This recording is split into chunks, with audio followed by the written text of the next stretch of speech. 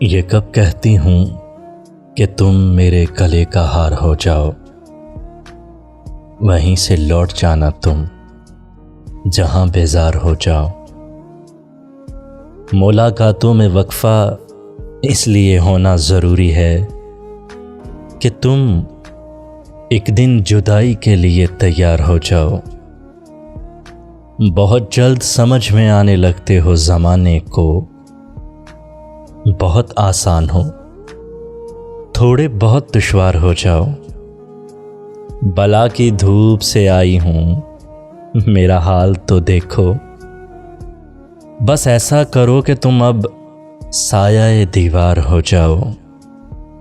अभी पढ़ने के दिन है, लिख भी लेना हाले दिल अपना, मगर लिखना तभी जब लायके इजहार हो जाओ।